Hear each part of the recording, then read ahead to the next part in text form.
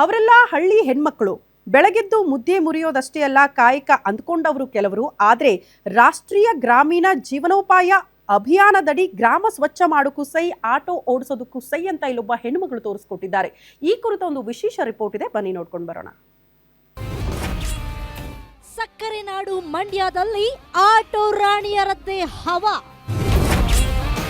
ಮಳವಳ್ಳಿ ತಾಲೂಕಿನಲ್ಲಿ ಸ್ತ್ರೀ ಸಬಲೀಕರಣಕ್ಕೆ ಒತ್ತು.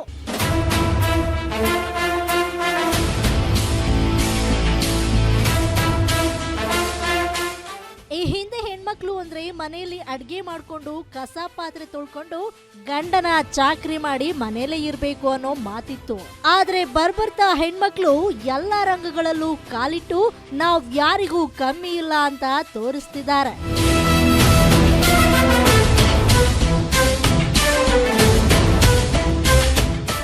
ಗ್ರಾಮೀಣ ಭಾಗದಲ್ಲಿ ಇನ್ನೂ ಕೂಡ ಮಹಿಳೆಯರು ಮುಖ್ಯವಾಹಿನಿಗೆ ಬರುವ ಅವಶ್ಯಕತೆ ಇದೆ.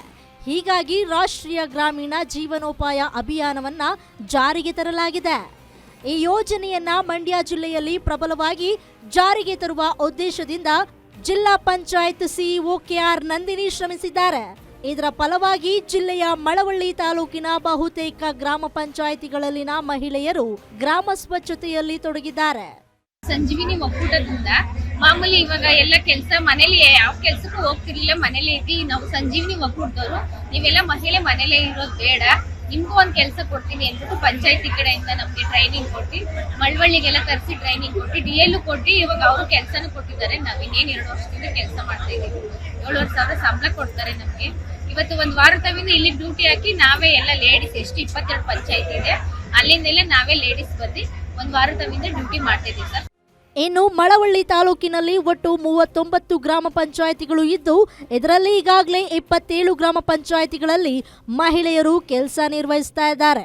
ಕಳೆದ 2 ವರ್ಷಗಳ ಹಿಂದೆಯೇ ಸಂಜೀವಿನಿ ಮಹಿಳಾ ಸ್ವಸಹಾಯ ಗುಂಪಿನ ಮಹಿಳೆಯರಿಗೆ ಆಟೋ ಓಡಿಸುವ ತರಬೇತಿ ನೀಡಲಾಗ್ತಾ ಇತ್ತು.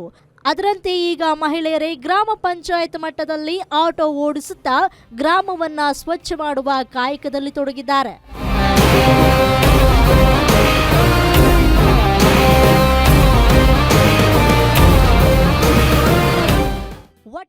ಮಹಿಳೆಯರ ಸಬಲೀಕರಣಕ್ಕಾಗಿ ರೂಪುಗೊಂಡ ಯೋಜನೆ ಜಿಲ್ಲೆಯಲ್ಲಿ ಪ್ರಬಲವಾಗಿ ಜಾರಿಯಾಗ್ತಾ ಇದ್ದು, ಕಸ ತೆಗೆಯೋದು, ಆಟೋ ಓಡಿಸೋದು ಅಪಮಾನಕರ ಎಂದುಕೊಳ್ತಿದ್ದ ಗ್ರಾಮೀಣ ಭಾಗದ ಜನರಲ್ಲಿ ಬದಲಾವಣೆಯ ಗಾಳಿ ಬೀಸಿದೆ.